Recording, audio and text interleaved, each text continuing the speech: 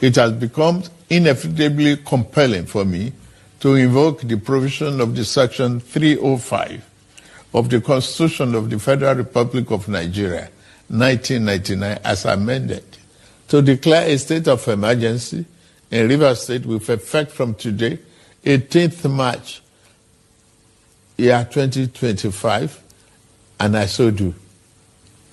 By this declaration, the governor of Rivers State, Mr.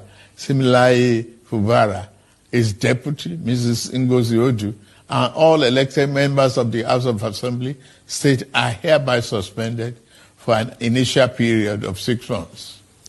In the meantime, I hereby nominate Vice Admiral Eboket Ibas, retired, as administrator to take charge of the affairs of the state in the interests of the good people of Rivers State.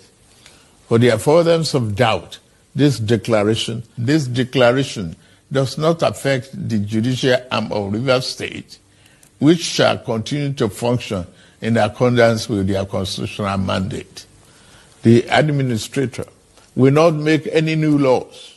He will, however, be free to formulate regulations and may be found necessary to do his job, but such regulations will need to be considered and approved by the Federal Executive Council and promoted by the President for the state.